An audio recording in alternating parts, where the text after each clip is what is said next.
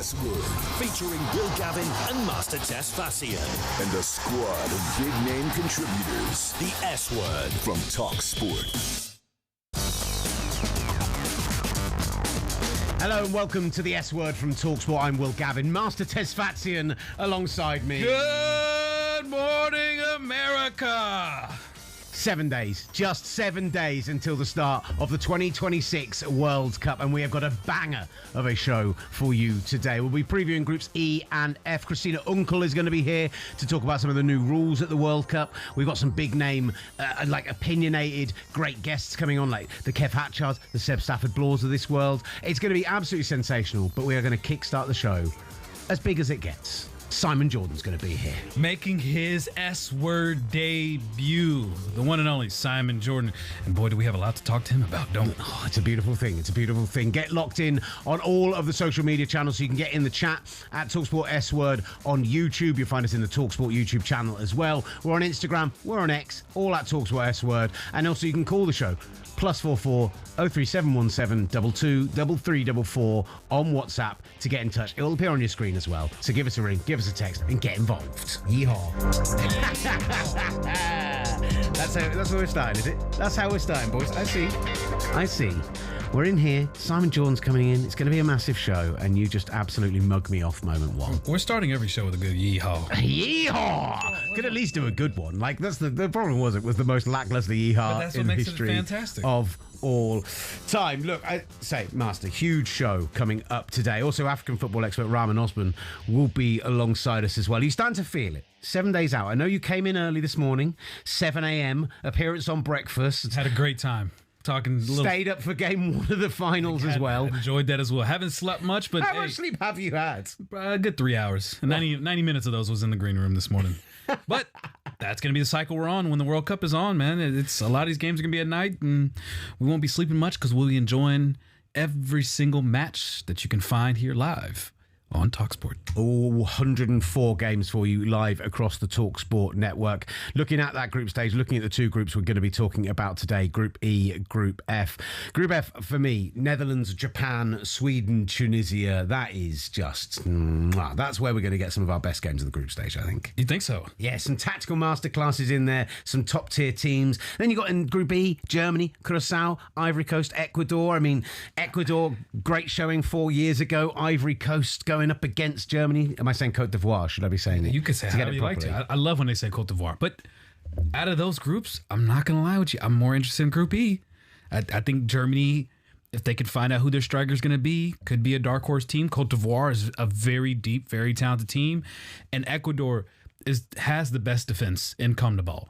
And if they can find a way to score some goals, hey, you do not want to face them in the knockout stage. And of course, Curacao, a great story as well. The smallest nation ever to make it to the World Cup. An island of only 300,000 people making it to the World Cup. An island really known for baseball, truth be told. But obviously a colony of the Netherlands and having a lot of players that were born in the Netherlands participating in this national team. So a Group E that is a tremendous story. But we kickstart the show with as big a guest as they could possibly come ahead of this 2026 World Cup. The World Cup bandwagon rolls on. This World Cup will by far take soccer to the next stage in America. Just love it. Love every moment because it is a beautiful game. Lionel Messi pens the ultimate ecstatic chapter to complete his already extraordinary story. They give us the faith to believe in these kind of things again. Let the history unfold. It comes to Vinicius Junior. 1-0. Mbappe has a hat-trick. He has his place in history. We are among probably the best team in the world. A wonder goal from the Wonder Kid, Lamine Yamal. Teams win championships. It's as simple as that. Hey! 1-0 England. Hamden can hardly believe it, but what a night this is for Scotland. Every game's big in the World Cup.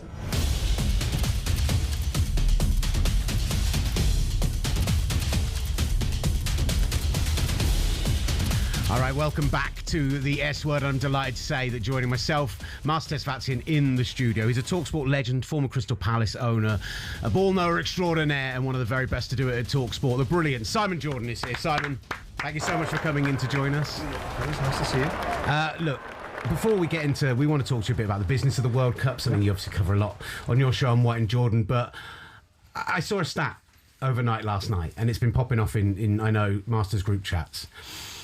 Did you ever think you'd see the day where there are more Crystal Palace players represented at a World Cup than Real Madrid? 14 Palace players, 13 Real Madrid players. That's fantastic. I mean, I'm always wanting, as much as I possibly can, because of the legacy of Real Madrid, to find a way to denigrate them, because I hate this idea that they're just a destination club for all the big players, and that they've got this arrogance about their entitlement of not going to the Ballon d'Ors unless their players win, not playing in the World Club Championship unless they get a certain amount of money, because they generate that in every game they play in. But it's a wonderful time for Palace. It's a wonderful set of circumstances, and we have produced players over the years that have gone on to the international level, whether it be Nathaniel Klein, whether it be Victor Moses, whether it be other players under my tenure or previous owners of Crystal Palace, and obviously the current ownership. So I'm pleased, but the club has done remarkably well, so it's no surprise that there's a proliferation of Crystal Palace players playing across the Rubicon of the World Cup. It was 12 Crystal Palace players. Sorry. To Real Madrid's 11 players that they had in the World Cup. Fantastic. But nevertheless, it probably signifies how competitive the Premier League is. And very much so. There's an argument to be made that the Premier League to win the title is even tougher than ever, because, as you talk about it... This is an Arsenal fan talking. I'm making an argument that when Sunderland's spending 150 million quid, when the worst team in the Premier League is making more money than most, if not all, domestic champions are... Taking more money. Most of these clubs aren't making a lot of money. That's true. But they're certainly taking a lot of revenue. And that's the scale of football. That's the scale of the Premier League. That's the challenge that the other leagues around the world are trying to find a way to overcome. That's with the rest of the reasons why you see this idea of a 39th game or the game on tour. Being in America a couple of years ago when I was doing a TV show, meeting the MLS and talking to them about meeting Inter Miami's guys and talking to them about the franchise operation and the way that the construct of the MLS works and their aspirations for being one of the biggest leagues in world football. That's why this World Cup is fascinating, because the MLS genuinely believe that they can break into the conventional wisdom that the biggest leagues are locked away in the Premier League, in La Liga, in Serie A, in the Bundesliga, and perhaps the Eredivisie or the Portuguese leagues. They think they can get into the top five. I wouldn't put it against them, because I think the participation in amongst American kids has been for some time significant. I put a team in the US in 2006, Crystal Palace USA. We were the first English club to set up a team in the PDG, and we played against the Columbus Crew and the LA Galaxy, and I saw the scale of opportunity in America to develop young players, send some of my kids out from Palace to play in American football during the time, because the seasons don't necessarily clash, except if you're in the playoffs at the back end of September, October. So the fascination of this World Cup will bring also, it's not 94. This is a different America, and the sport has moved on, and American ownership is now so prevalent in domestic football around the world that it's no doubt to me that somewhere along the line you'll see an amalgamation of the MLS or the North American leagues with another league, whether it be the Asian leagues or whether it be with the South American leagues, and then the Premier League will have a domestic challenge economically. I do wonder, though, and look, this kind of comes under... I heard you talking today about the ticketing situation. Yep. FIFA left, right and centre have... every talk before this World Cup has been big questions to answer. But from a USA perspective, we talk to a lot of US journalists on this show. We talk to former players, and there is a feeling generally that maybe they have missed a bit of an opportunity so far with this. MLS stayed behind a paywall during this entire time instead of offering that opportunity for people to engage with their product. The fact that tickets are so expensive, it's... But why did the MLS stay behind a paywall? The thing is, so the MLS is going to be adjusting their league, right? They're going to be making it so they line up with the European leagues. Yep. But for this year, they decided to stay pat, bracket the World Cup either side, and sit behind a paywall instead of offering the opportunity for, look, there's all this great football going on, you've fallen in love with it for the World Cup, now come fall in love with Ireland. Isn't that in part the commerciality of the Apple deal? Potentially. Yes. So by definition, it wasn't a considered decision. It was a choice of, once upon a time, the broadcast deals in America, when Beckham went over there and the league started to get its own, the Beckham rule was introduced, and all these sort of things started to come into play about players that can move outside the budgets, because obviously the constraints upon American football are geared in a certain way, as with the NFL and the NBA and all the other major sporting leagues. They are balanced upon a certain level of financial structuring which enables the franchise to be worth something. Mm-hmm. You don't see these franchises losing money, and you see the distribution. And one of the things I found fascinating about the American League was going over there with a sniffy European attitude, which you don't have relegation, you don't have jeopardy, and then realising actually that the participants in the leagues have such jeopardy because there's so many games that can go deep into the calendar, which means that there's so many outcomes that can be happened at the back end of the season. And of course, as an owner, I realised very quickly in talking to the Inter Miami guys that actually the owners are more important to some extent than the coaches and the players, because it's in Bob Kraft's world, he hands up, he's the one that holds the shield up. So there's a variety, but going to your question, the Apple deal was a revolution in broadcasting terms because of the scale of it in comparison to the previous broadcast deals. Now, you can make the argument that it's a missed opportunity because it could have proliferated the product wider. And there's this argument in America about bringing these teams over, the European teams coming over. And the MLS say, we don't care. We think it's not a bad idea. They do care. They don't like it. No. And US Soccer, I don't think, likes it either, because they don't want European teams coming over there and showing the quality. Because I have to say, with all due respect, the quality that I saw was nowhere near a level that I thought it would be at. I saw Inter Miami versus St. Louis, and it was a poor performance and poor outcomes, and the only people on the pitch that were worth watching was, I think, a one-legged Suarez and obviously Messi. Yes, he was jogging half the time. But notwithstanding that, believe me, the American soccer, or what we call football, is going to pop, and they're going to be a player. They're going to be a player. And this World Cup will give it a prism. It'll be a whole raft of prisms that are going to be in this World Cup. We're going to have Trump. We're going to have a whole raft of things. We're going to have the backdrop of the Iran conflict. We're going to have a whole raft. We're going to have ticketing prices around FIFA and how far Infantino buries his head up Trump's backside. All of these things are going to come into play. But like everything, when the greatest show on earth rolls into town, the backdrop in Qatar of human rights, the backdrop in Russia will dissipate, and the football and the scale of a product which has 6 billion fans around the world, there's no sport like it. The NFL has its place and its space, and it's a wonderful sport, but this is the greatest show on earth. Do you really think that'll be the case? Because there's an American hatred globally now that probably hasn't existed, at least in my lifetime, where you go around and there's this American fascination that every time I've traveled around the world, where now it feels like there's a bit more hesitation, a bit more backlash now. No, I don't think so. I think once the tournament becomes underway and the football starts to do its talking and the quality of performances, and we get past the overinflated nature of the tournament, once we move past the dead rubbers, once we move past, with respect, the Saudi Arabias of the world playing Cape Verde, and we move into the knockout stages of the tournament, and we start to see the elite footballers perform, and we start to see the scale of the tournament, it will supersede the backdrop of whether people like Donald Trump or like the policies of America or like the fact that this superpower is throwing its weight around the world and throwing trade levies on different countries and whatever else. That will all be dropped away, and once the broadcasters stop posturing and postulating about what's going on outside of the tournament, and we see the football and we see that, it will be what it always is. And this will, don't be surprised. How can anyone be surprised that capitalism pervades this tournament when you're taking the football tournament to the most capitalist country in the world? Which I completely understand, and I've heard you talk about this before. You don't have a right to a World Cup ticket. The idea of this, like, we should put tickets out for $50, $100, whatever that might be, to make sure the normal fan can get in. My concern is that, and this comes from the FIFA side, FIFA get to come in, they make their quick buck, they get out. Yeah. What does that leave the legacy for US soccer if you're not growing your fan base, if you're not taking this opportunity to find more people and turn them from casual fans? We've seen it. You talked about the NFL, right?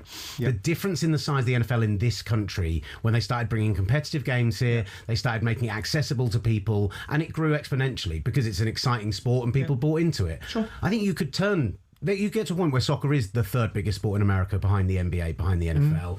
And I kind of feel like they're dropping the ball a bit on this by not making sure that happens this year when they've got the grandest stage of all. There's nothing wrong with that thought process, but I don't think that's going to be the catalyst or the denigrator of the American opportunity to be a dominant force in world soccer. I think they will be because they want to be. And I think the once upon a time, it was kids played, I think you can speak to this better than I can, kids played soccer in college up to a certain level, then they pivoted off to the other sports. But that's not happening so much now, and also the broadcast deals from the Premier League that have been tied up previously are still there. There's more opportunity to see football than previously was the case in America. It's becoming such a growth sport. I was talking to Mark Warburton, the old Rangers and Brentford manager, who's over there in North Carolina, I think, with academies, and he's saying the level of engagement and the cost implications and the business model behind putting academies together and what people are paying for their kids to go and be trained at these academies is showing the growth pattern. So whilst you might be right, the opportunities might be missed. There's no perfect world. There's no perfect circle that gets squared. And the argument about FIFA, see, I don't know how profligate FIFA are with the monies, but the objective of FIFA, it's a not-for-profit. Its job is to be able to support the underbelly of football, to be able to make these tournaments make such significant returns that it gets invested back into the ecosystem of football. And you develop players around the world. I was talking to Arsene Wenger a couple of years ago about the opportunity to create better players around the world because the facilities are being put in by FIFA, and that then opens up a sort of runway of players that can come into domestic marketplaces. That means that there's more opportunities for players to play at higher levels rather than the big clubs snaffling up all the players because they can only have a certain amount on their roster. If you create better players around the world and have better markets, and if FIFA are doing its job by taking the money and the proceeds from these tournaments and dropping them into the ecosystem of football, it kind of defends their argument, or my argument on behalf of them, about how much football costs. In an ideal world, of course, you've got 6.5 million tickets available for this tournament. And there are 9 billion people on the planet, of which 6 billion of them are pretty much established as football fans. So 0.01% of people can actually go and watch a game. And of those 6.5 million tickets, I suspect some of them are the same people going twice. So actually only 3.5 million or 4 million unique people can go and watch this unique tournament. But FIFA's job is to monetize it as best it can, to make sure the tournament rock and rolls in terms of quality, and then to be transparent, not opaque, what it does with that money to benefit the game. That's the question. Yeah, huge. Because, I mean, I think we all look at FIFA from the outside and we say, the theory behind that's lovely. Yes, the reality. Does that actually happen? And it's about keeping them honest. And you have organisations that are running around that produce reports on FIFA and make them ask questions. And we do have this issue around transparency and the opaqueness of the organisation. And I don't see that changing because it's almost like the bloody Vatican when they roll into town, isn't it? And I saw it firsthand in Qatar when they're closing off roads. We've seen it recently when they asked, you know, if they could have a particular scenario in Canada. And fair play to the Canadians, they said, no, you can't. So, Gianni, you're not the Pope. As much as you'd love to be. As much as you think you are, yeah. You speak with so much confidence that this Americanization of soccer and this takeover is going to happen. And, you know, I experience in the comments, and many people do too, of this idea of America is always second class in the sport. Is there a global fear, you think, of that day coming to fruition, that America at some point becomes a dominant force in the sport? No, I don't think you should fear something anyway. I think you should be aware of it. And, you know, and the reality of the American scale and marketplace. The one thing when I was over there, having built businesses in this country, having owned football businesses, having put a smaller franchise in America, is the scale of this country. You know, I made 100 million quid when I was younger in this country. If I had the same business in America, I'd have made 500 million quid. And I see the scale of the country. So I think with American ownership, so prevalent now in domestic football, in European football, it's evident to me that the American market is going to come. Now, whether it can unseat the orthodoxy, first of all, I think it's going to have to change its funding model, because I don't think... What do you mean by that? Well, the caps that you're putting on the salaries and so on and so forth, I don't think are going to work if you're going to try and go. But I don't think they're going to try up and... I don't think they're going to try and replace the Premier League. I think they're going to try and compete in that space. If you listen to Dan Countermarch, the operations communications director at the MLS, or if you listen to Don Gerber, they have their own position about where they think they're going to get to. Now, am I entirely confident and believe that will be the case? No, I don't think they'll break into the top 5, but I think they'll be meaningful. But I do think when they get their act together and they pair up with one of the other leagues, which is what I think will happen, the North American League might pair up with an Asian league or might pair up with the South American Fed, then I think you can commercialise it. Then you'll see what happens, because the big thing about football now is, as much as it's about the players and should always be about the talent, and it's not me saying this because I was one, it's about the owners now. It's about what the owners want to do and what their motivations are, and where they want to go, whether it's an influence play, whether it's a nation state, whether it's an oligarch, whether it's a hedge fund, whether it's a billionaire investor, whether it's Stan Kroenke, whether it's John Henry, whether it's a nation state owning a big football club that's now splintering out into worldwide representation inside the City Group. But all of it grows as sport. And the biggest thing that I've come to terms with being in the media, because I never really much liked the media when I was the other side of the argument, is that I've always wanted to branch out from sports and get into politics and economics and societal stuff and have my views on commercial things. But sport is so big and so influential. There's nothing like it, and there's nothing like football. You can go to any part of the world and have a conversation with somebody about sport. Look at the phenomenon of your team recently. Look at Arsenal. Look at the representation. They lit up the bloody Empire State Building in red and white, much to Piers Morgan's delight. And you saw... We sure he didn't fund that? No, hand in his pocket, Piers Morgan. We see, the scale of representation in African countries that were so enamoured with the Arsenal outcome. This sport, there's nothing like it in the world. And the reasons why the NFL has... I remember sitting with Mark Waller, who was the EVP for the NFL, and his job was to take it around the world because there was a need to do so, because it tapped out in the American marketplace. And one of the things that the massive advantage for the NFL was all the owners sit in a room with a collective outcome, which is, how does it benefit us all? There's no relegation, there's no jeopardy for us in this terms. If you can go take this proposition around the world and make more money for it, off you go. And so there's no resistance. In the Premier League, you've got 20 different agendas, and relegation as a haunted aspect. So you never find that concurrence that you can find in American sports. But in order, the irony, the juxtapose of that, for the American soccer market to become what it could become in terms of scale, it has to adopt a slightly European model. So it has this wonderful phenomenon of businesses being built in sport that are seeded in sustainability and profitability for the owners. But behind that, in order for it to be the most competitive and best version of itself, it has to take some of the European facets. Mm-hmm. We'll see how that plays out. Well, the popularity, as you talked about, with the Premier League and the Arsenals and Man United, it's obviously in the 2000s, the international rights, the broadcasting of that. Now we're kind of in this digital streaming era. And it feels like there's this other ushering that's about to happen digitally, just the accessibility of being able to watch every single match anywhere you want to in the world. What do you think that will do for the sport? And will it be the Premier League that benefits from that? Will it be a more profitable model like the Bundesliga in the way that they're being more sustainable? Will they benefit from that? Well, the Bundesliga model is underpinned by 50+1 ruling, so it's got a different dynamic with the ownership with the fans. I've always been a major advocate, and I think I coined the expression about 5 or 6 years ago, that the Premier League should become a Netflix of football and become its own broadcaster. The Premier League has missed so many open goals. The NFL is a brand. It sells merchandise. Right? We're on YouTube. We're fine. Oh, I'm okay. The Premier League doesn't do this sort of stuff, so it's got so many things that it's missed. But the one thing that the Premier League could do is build out a play where it becomes its own broadcast proposition. It doesn't need the Skies of the world. It doesn't need the overseas deals that it's got. It could do it itself. You look at the scale of this. You look at the versions of Netflix that I've talked about previously. If you look at what Netflix generates, 320 million subscribers paying £9 or £10 a month. I don't think it's beyond the wit of man to suggest that the Premier League could get 100 million to 200 million subscribers. The biggest challenge that the Premier League's got at this moment in time, and Sky has got, Comcast, is churn and piracy.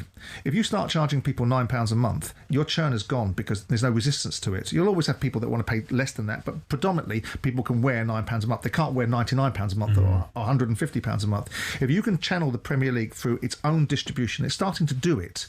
It's taken away the overseas stuff from Premier League Productions and IMG and starting to do its own stuff now. That's the first step, in my view, to building out its own opportunity to be its own broadcaster. Then it streams. If you start putting 100 million subscribers on a Premier League version of Netflix, you're generating $1 billion a month, $1.2 billion a month, $1.3 billion a month, $1.4 billion a month. That's 16 billion a year before you get into advertising revenues. So all of a sudden, the 5 billion you're getting from the current broadcast deals, which include overseas and domestic, and the domestic rights are in this country diminishing because you're having to give more to get the same. If you can get up to that level of 15, 16, 17, 18, 19 billion a year out of the broadcast revenues that the zones of the world are trying to do in boxing and the Netflix of the world are doing both now in entertainment and sport, making sport part of the entertainment package, then all of a sudden the scale is astronomical. Of course, you've got more infrastructure costs, and you've got to produce indigenous talent. That's always the biggest thing. But it doesn't matter about that. The only thing you need is a runway. Yeah. You need to be able to say to the Premier League football clubs, it's going to take us 3 years to build 100 million subscribers. Who's going to bridge the gap between 2, 3, or 4 billion a year that we're getting currently?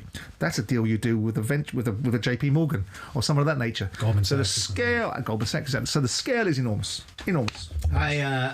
If you think the Premier League dominates in Europe now, imagine if we were making £18 billion a year as an organisation. Those Europa Leagues and Conference Leagues are going nowhere. Sure, BlackRock would love to tap into. There's so many people that would love to tap into that. Absolutely. Simon, brilliant stuff. We really appreciate you coming in to join us. We look forward to seeing what you do out in the States with White and Jordan and with the podcast and everything else, but we appreciate your time. Thank you so much, sir. Nice to see you, fellas. Brilliant. Simon Jordan joining us on the S Word. Coming up, we'll preview Group C and Group F of the World Cup. Some big names coming in to join us for those. And of course, later in the show, Christina Unkle will be here. Clear and obvious. Are these new rules? I'm not so sure. From kickoff to the full-time whistle, talkSPORT presents the S Word.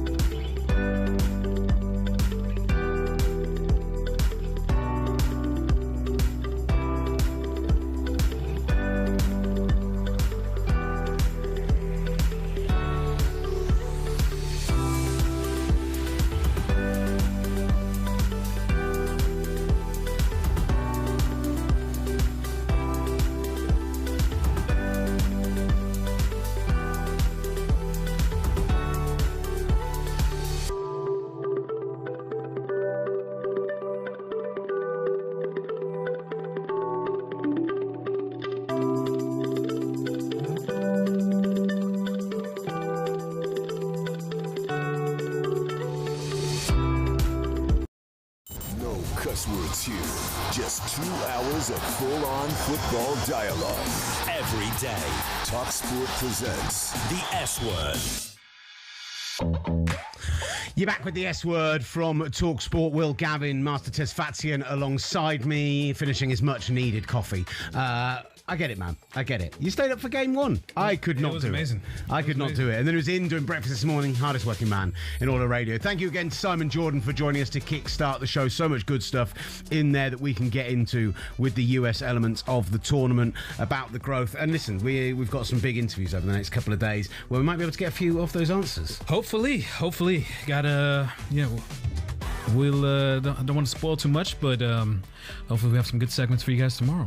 But let's get into our previews, and we're starting today with Group E, Germany as our focus, very much the favourites to get out of this group. So who better to join us than friend of the show, the Athletics brilliant Seb Stafford-Bloor. Seb, how are you, brother? I'm doing good, guys. Thanks for the round of applause and the warm welcome. Hey, you're always welcome here. Don't you worry about it. Seb, how is the feeling in Germany going into this group, going into this World Cup, where a rarity, they're outside of the favourites, but still, like, it's weird to think of Germany as a dark horse team. Yeah, I suppose because of the back-to-back failures in 2018 and 2022 when they were eliminated in the group stage, there's a bit of trepidation. Some of the morale and ego around the national team was recovered at Euro 2024 when they reached quarterfinals. And then immediately afterwards, the World Cup was talked up as Germany could win it, Germany could win it. And we've kind of spent the last 2 years in the country kind of talking the chances down and worrying about little things and fretting about goalkeepers and retiring and then unretiring Manuel Neuer. So it's a bit of a jumble. Good showing in the first preparatory friendly against Finland. That helped, that 4-0 win. But cautious optimism. Let's not say outright favourite. Cautious optimism. Let's call it that. Because I do feel like this is going to be a very competitive group, with Germany obviously being involved, Cote d'Ivoire as well. And in Ecuador, I think is a sleeper considering how defensively stout they are. When I look at this Germany team, though, my biggest question is who's going to be starting at striker? Is it going to be Voltemade? Is it going to be Kai Havertz? Who is going to be the man up top that will receive some great service probably from Jamal Musiala and Florian Wirtz? Yeah, great question, Master, because this is a kind of another preoccupation. I think Kai Havertz, because traditionally that's what Nagelsmann has preferred. He likes Havertz's movement off the ball. He likes the ability that he has to bring some of those attacking midfielders, Jamal Musiala, Florian Wirtz. We now have Leonard Carl. Carl started against Finland in that 3, which, hey, you know what? If that gels as a 3, that's an amazing attacking midfield, potentially. Let's see if that works. And Havertz is a great facilitator, great pivot. You know that better than me. Bit of a fan favourite, Dennis Undav from Stuttgart, who's been prolific. Nobody scored more goals in the Bundesliga than Undav did last season, other than Harry Kane. So that's pretty esteemed company to keep. Undav, not quite the same player, a little bit more of a traditional 9, although he has some number 10 attributes. So I think it's between those two. I think Havertz starts. I think Undav is the first option off the bench. And then Voltemade, I think, represents a little bit of a change of direction because I think he's slightly more of a 10 than a 9, Master. That's just my opinion, but I that's where I prefer him. So, that's probably my ranking heading into the tournament. You in Newcastle at this point. it's interesting how that position has evolved for him. But I guess the other question, too, is in terms of center backs. Who do you go with? I know we've been so accustomed to seeing Rudiger back there, but is that, do you stick with Tan Schlotterbeck? Like, what is the pairing, the center back pairing that you think Nagelsmann will roll with? Yeah, I think Nagelsmann goes with Tah and Schlotterbeck for a couple of reasons. I think there's a nice balance to that. I think Schlotterbeck obviously gives you a left foot, which is a different exit angle out of defense. Also, that scalpel-like passing, great at moving the ball forward, which is, as you know, again, it's a staple of Nagelsmann football. So you need to have that for Germany to function. I think Tah is, I wouldn't describe Jonathan Tah as a stopper in the kind of the old-fashioned sense. He's pretty progressive, like as far as the kind of the centre-back spectrum goes, but there's a balance there. Rudiger not had the very best season with Real Madrid. Been a few weird moments in his season as well. I think it's fair to say a few difficulties. There's been a few some things that have happened that have provoked some conversations in the German tabloids and the German sports media. And then you have Vladimir Anton as a backup there. So I think we certainly start with Tah and Schlotterbeck in the heart of a back four, definitely. When you're going to be fighting against Ecuador, a very physical team that's going to be very tenacious, you kind of want a Rudiger in that, for better or for worse, to kind of give a punch back that Ecuador is going to provide, and even Ivory Coast. Like this feels like between those three nations, and I'm not disrespecting Curacao at all, but it feels like it's going to be a battle between those three nations. That sounded like an exclusive to me. You just dismissed Curacao. No hope. Don't even turn up. Don't play the games. Hey man, that's what I heard.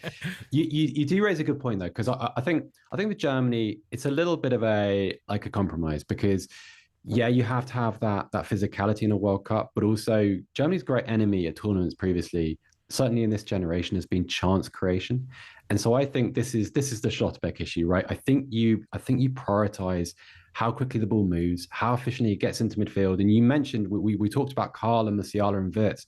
It's really important where those players receive possession, right, Master? Because if they're always facing, 2-on-1s, if they're always being double marked, if they're receiving the ball with their back to goal and slow with, a bank defense in front of them, it's going to limit their effect. And so I think that influences the centre-back selection. And so I think that's why we go Schlotterbeck, Tar, because I think that gives them the best opportunity, certainly at group stage level. Maybe as the tournament goes on, maybe you start to defer a little bit more to security, because Schlotterbeck, brilliant footballer, I would only describe him as a good to very good defender. I think that's a very fair assessment. I don't think he's an outstanding player without the ball. He's just a good one.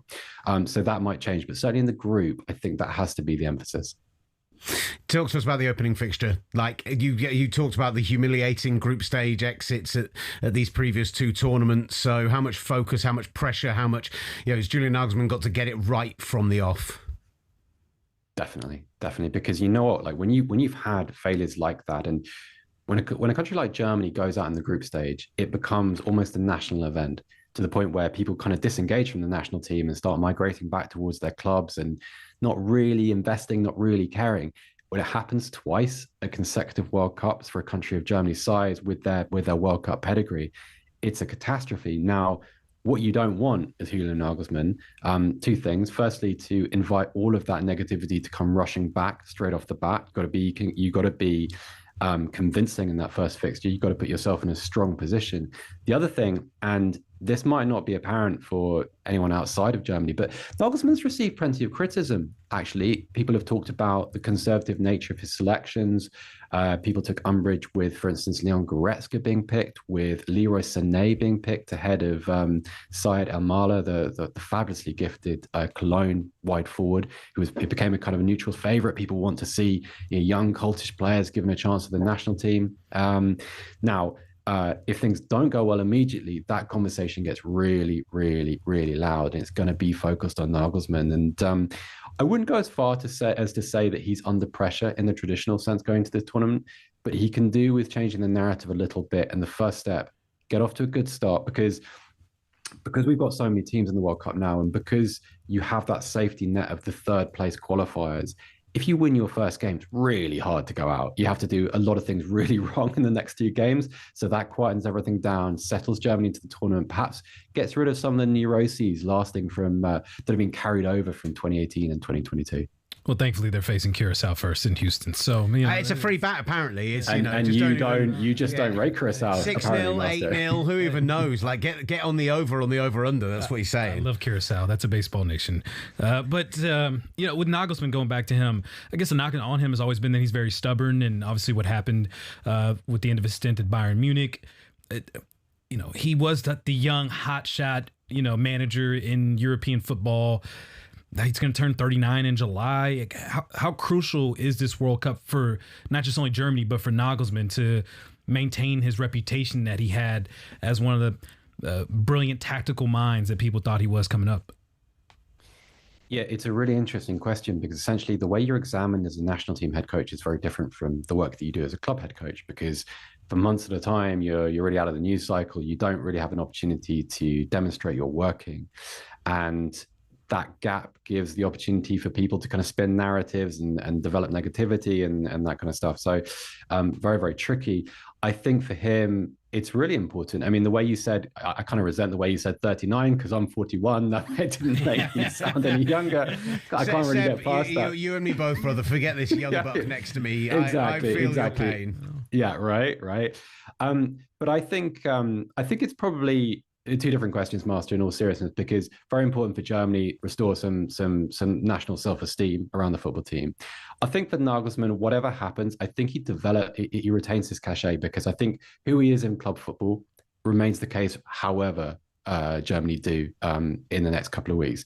Because once you've established yourself as a name, you know what it's like. People get on the merry-go-round, you get opportunities, and Nagelsmann he certainly has a few things to prove in terms of how he handles big egos, how he handles big club life, because you mentioned what happened at Bayern Munich. It didn't end well. I think there's a little bit of regret at the time from Bayern that it didn't kind of work out. And there was also kind of a suggestion that, hey, maybe we'll revisit this in the future.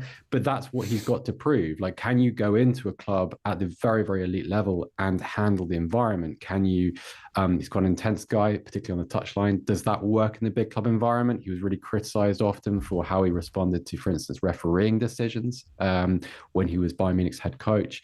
So a lot of the things that he needs to prove are going to have to be proven outside of the national team environment. So it's kind of on pause until that moment happens. And he has a contract which actually takes him out beyond this World Cup to the next European Championship as well. So it's not necessarily given that he immediately after World Cup defaults back into European football. But let's see. I think there are some question marks. What I would say, just as a parting thought, is when they left the 2024 camp, a lot of the Germany players spoke very, very highly of the atmosphere that he was able to create and the man management that was done under his watch, which is perhaps a little bit contrary to the perception of him, which is a sort of a taskmaster, a my way or the highway guy.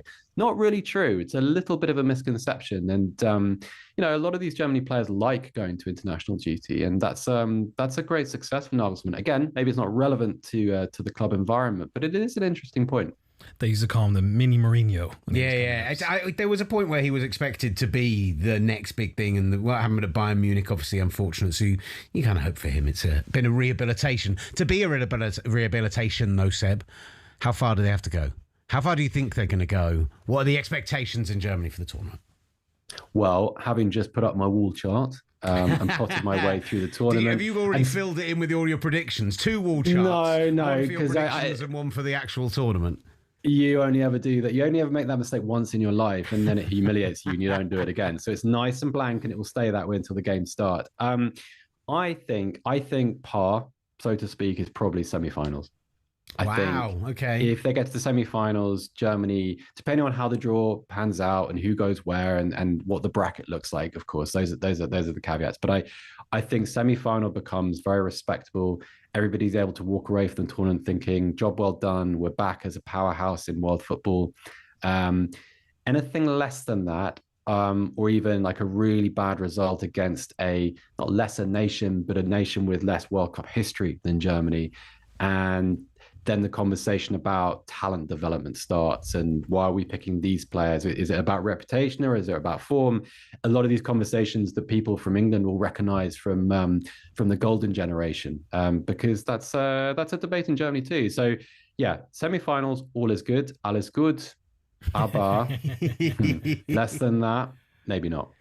Alles good with Seb Stafford-Bloor. Thank you very much, Seb. Really appreciate your time. Beautiful stuff from him. As always, looking forward to Group E. We will touch on the African side of things coming up in the second hour of the show as well. Rahman Osman will be here, African football expert, and we'll talk some Ivory Coast, and we'll talk some Côte d'Ivoire, and we'll talk some Tunisia as well, as we're doing Group F in the second hour. I do have to ask, Master, before we get to Christina Unkle, is the wall chart phenomenon something America understands or that you've been familiar with in your lifetime? Wall chart? There we go. Oh, I can't wait to introduce you to a wall chart. Like writing... It's literally every newspaper will produce one. I saw 442 are selling one on TikTok. Like, it's literally like when you were a kid, you got a big poster with all of the fixtures, all of the groups, going down to the final, and you filled it all in as you went through, and of course we have that. Yeah, I didn't know if you did. Like, it's a bit like a bracket for like a March Madness. We call it a bracket, right? That's what it is. It's a bracket. Was it like it's a bracket. For me, it's like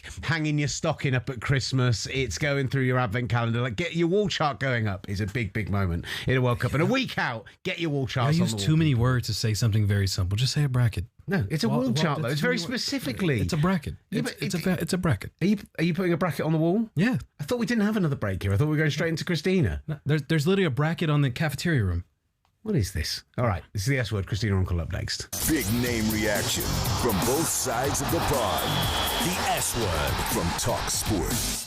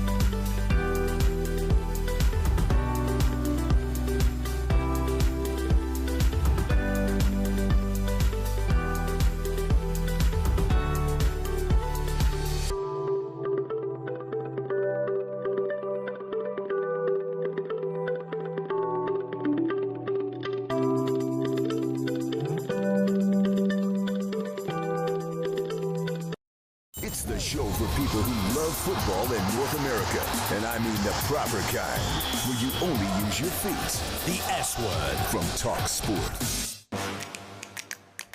Back with the S Word on talkSPORT. Will, Gavin, Master Tesfatsion alongside me. Coming up in the second hour of the show, Kevin Hatchard will be here with us, European football expert, as we move our attention to Group F. The Netherlands and Sweden, both in that group with Japan and Tunisia, plus Rahman Osman, African football expert. We'll talk Tunisia, we'll talk Cote d'Ivoire in Group E as well with him. A couple of bits of breaking news just to alert you to. Andoni Iraola has been reporting has touched down in Liverpool. An announcement is expected imminently. talkSPORT understands. Could be today, could be tomorrow, but certainly in the next 24 or so hours, we expect Andoni Iraola to be confirmed as Liverpool manager. And also, Khalid Al-Mubarak has done his annual interview on the City website and has said that they expect to keep winning without Pep. So there you go. Their expectations being There's 115 reasons that could potentially change, but we'll see. I guess winning championship also counts, I guess, as winning. Let's talk some clear and obvious, because have we got the new? I'm going to apologise for Christina for this before we get her on and before it happens. This is what she wanted. This is what she wanted. She wanted intro music. She wanted her WWE theme. I don't know if it's. Let's go to clear and obvious. Clear and obvious with Christina Unkle on the S Word. Okay, that's terrible. That's terrible. I needed a jingle. The back half of the jingle's good. I needed a jingle. The back half of the jingle's good. It wasn't even a jingle. It was just he just did a voiceover. I need a jingle for this one. I'm sorry, Sam. That's not good enough. Let's get back in. Sam's getting ripped up. Yeah. We have got the great Christina Unkle on the show, though. Christina, thank you so much for joining us. Beautiful to see you and hear from you as always. Let's kickstart with the offside situation, because we talked a lot about the new rules coming in for this World Cup, how VAR will affect it. But talk to me a little bit about the situation with VAR, where we're not sure if sideline officials are not raising the flag early because they want to let the play develop. They know VAR will pick up on it. Semi-automated offsides coming in. It sounds like we're going to take another step forward in that becoming just a absolute dyed-in-the-wool decision. Yeah, that was easily one of the quickest frustrations from players, from technical staff, with the argument of potential injuries, as well as continuing to track when it was very clear that somebody was in an offside position. But because of the VAR protocols, the instruction to assistant referees was to hold their flag, even if they're confident that it was offside. But if there was any kind of line of doubt or potential doubt, to allow the VAR system and protocol, in case the ball went in the back of net, to check the system. Now, with the introduction of, which has been trialed, by the way, so it's not like it's being introduced for the first time, it's just being allowed to be performed here at the World Cup, is the technology is now allowing a quicker recognition. And this is just all with the significant investment into this technology, right? That's scanning the bodies, 3D visual bodies of all of the players that are coming in during check-in. That now allows the offside line to basically just for the distance to be more accurate. So instead of 50 centimeters, it's now 15 centimeters. It's a noise that goes into the assistant referee's ear when someone is greater than 15 centimeters from the body parts. And that allows the assistant referee more, I wouldn't say confidence, because they've always had the confidence, but it allows them to rely on the technology to raise their flag faster than to hold their flag down. So hopefully this alleviates some of those concerns and really kind of removes the definition of an assistant referee determining whether it's a tight offside or not. But I still have the concerns, because we saw what is in 2022 where we offside calls being, a toenail with this kind of the lack of margin for error. Is that basically what we're going to see more of because of this enhanced technology? So the toenail offsides will continue to be alive and well. So the technology here is, if anything, going to be even more accurate. It's really just to kind of help when we talk about how if somebody's still tight in active play, and we're just talking about their position, right? Not a subjective offside. And so if I've lost anyone, there's actually 4 different types of offside. Yes, probably people didn't know that, but we're really just talking about the distance offsides, right? When someone's, interfering or actually playing the ball and moving into that direction. But you will still have offside by the smallest of margins. And it gets even more smaller because the technology is better in this tournament. It doesn't feel like it's in the spirit of the rules to me. It just doesn't feel like the idea of offside being introduced and the reason for it being there. Like, if a player I understand, right? If we talk about a lot of these are where, say, a player goes slightly early on a run when the ball is being fed through to them, etc. Like, I just feel like sometimes those decisions are so tight, and we see where we're having to freeze frame and flick between two frames, and when was the ball kicked and everything else that goes along with that. And I just think that doesn't feel like why the offside rule existed in the first place, and that actually there needs to be some kind of margin. There needs to be something that says it's not offside unless it's actually like clearly and obviously offside. So hey, clear and obvious, that's our segment. Yeah, but there we go. I do truly appreciate your point, because whether it's laws of the game, whether it's laws and, whether you blame that on my legal training and education, is you always have to go to the purpose and reason why there's a law in the first place. So I love this because there is something we call the spirit of the game, right? And people hate it because they're like, well, spirit of the game could be used in different ways. But I'm like, sure. But at the end of the day, and you could talk to, I've talked to active footballers, past footballers, now as pundits.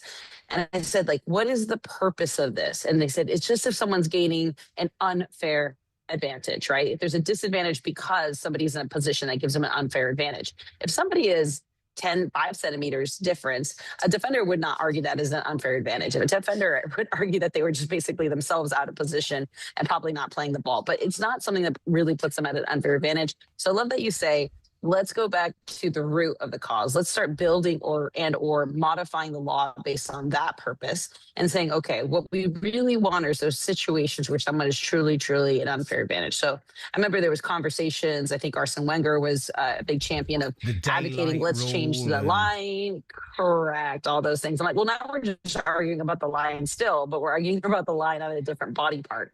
But I'm with you. It should be one of those where it's just very, very clear that there is a distance between the players, not that is there a body part significantly, but more of a distance, because that's where we talk about, is that an unfair?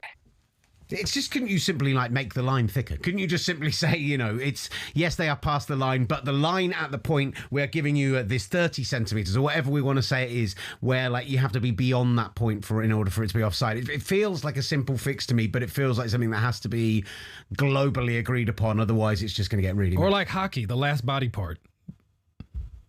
Yep. The last body part is what they were talking about. I actually just really like the fact that there's no body part touching whatsoever, right? That there is actually a distance and there's a certain distance about it. I personally, if anyone can get me an iPad, please do. Apparently, I think I have to have a UK citizenship to do so.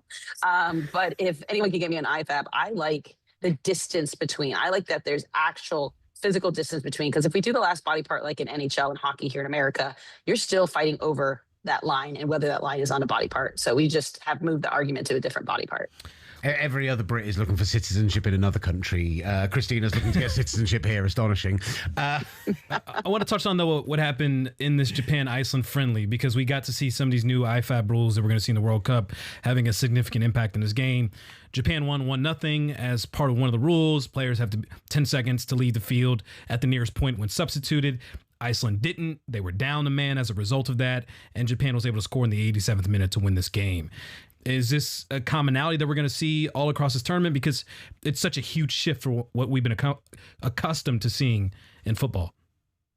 Yeah, so it actually happens here domestically in Major League Soccer. That rule has been implemented, and we noticed in the first couple of weekends of that rule it's an adjustment. It's a fix. The players they're not thinking about it, because that's not how they don't go into a game thinking about the new rules and whether that adjusts or not. So you will see that in group stages, the first couple of games, where you're seeing players and teams, even though they might be actively thinking about it, and all these rules have been briefed to them by Colina prior to in the referee department, you'll see them forget about it and then have to make that adjustment. So these friendlies are actually really helpful for that. They're helpful for not just the teams, but they're also helpful for the officials. I remember refereeing pre-tournament friendlies, and they just allow us to put the rules or the laws that are being implemented into practice so that everyone can kind of get this out, kind of get more familiar with it. So if there are teams that are not probably more proactive about it in these pre-friendlies, you'll start seeing some of this in the first couple of stages of the games, and then people will adjust very quickly. And that's the whole point of the law, right? You implement the law because you want to see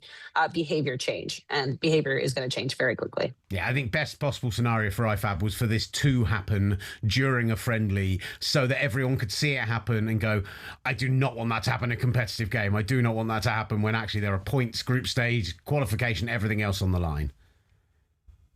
No, agreed. Very, very much so agreed. And then any kind of other kinks that we're getting out. So, and a lot of these officials that are refereeing these pre-friendly games, they're not the World Cup officials, just FYI. All of the FIFA World Cup referees reported to camp on Sunday in Miami. So they are training and getting ready, but you still have high-level officials that are working through this process. And I know that the games are being watched by the FIFA referee department to use it as videotape while the other referees are currently in their preseason camp before the World Cup. I love the idea of the referee pre-season camp. Hilarious.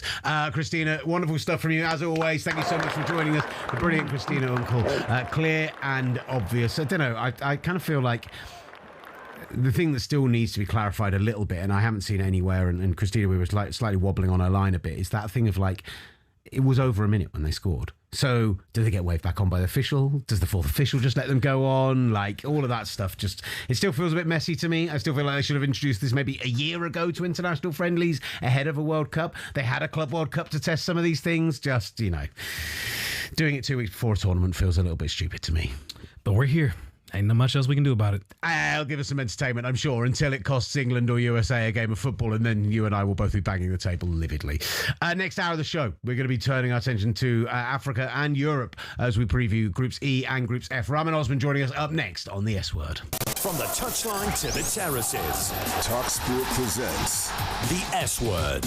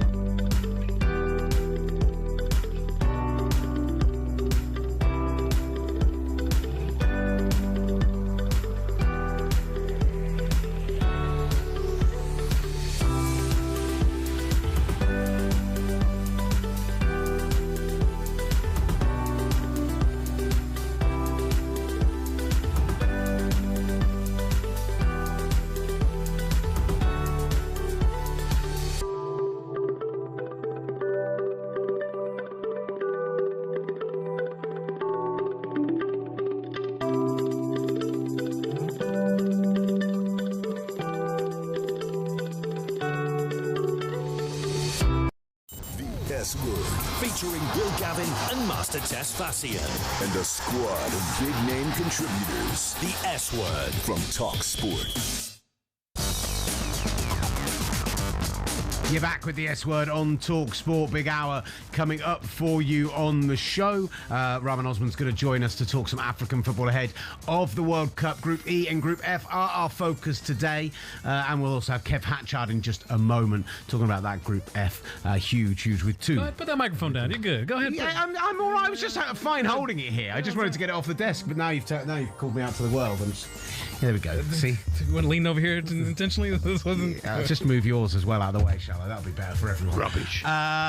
Listen, Big Al was back today, by the way. Big Al back on talkSPORT. Absolutely love to see it. And hopefully back in the studio very, very soon. I'm sure he'll be happy to join us on the show to talk some Scottish football as and when he does. Listen, we also had Simon Jordan on the show already today, so if you've not had a chance to catch that, that'll be going up in full on our YouTube channel at talkSPORT S Word later in the show, and also you'll be able to see clips on it on Instagram, on everywhere else, and so go and join us on all those lovely social medias there, please, and thank you. But let's keep our World Cup previews going, Master. Let's do it. With Group F. And the main man, talking some Netherlands, talking some Sweden. Also, I'm sure he probably has an opinion on Japan and Tunisia because he is a football savant. Kevin Hatchard is in the house. Kevin, hello, how are gents. you, sir? How are we? Oh, I said it was going to be a Star Wars T-shirt, and it was actually an X-Men T-shirt, but I did call that we would get something nerdy. Is it an X-Men or Xavier? Yeah, the Xavier School for Gifted Youngsters. Oh, my God. I'm around a bunch of nerds right now. How you know that you are. My son's middle name is Xavier just because we thought it was funny. So we thought we'd name him partially after Professor X. That's what we're dealing with. I love you so much, Kevin. I don't even know how to launch into this now. Actually, let's talk about Sweden, Graham Potter and the Swedish revival, because truly did not expect them to be able to qualify for this tournament, and yet here we are with them with a very good chance of getting out of the group. Yeah, I think he's done a really sensible job since he's come in, because he's looked at the resource he had, and he thought, instead of trying to bring in some overarching new system, how do we get the best out of what we've got? And he absolutely did that. They beat Ukraine, who were a good side in that final. Gyökeres with a hat-trick, and then they got that win against Poland 3-2. Gyökeres got the late winner in that one, so Gyökeres came up big. Isak scored a goal recently for them, so they've got that attacking quality.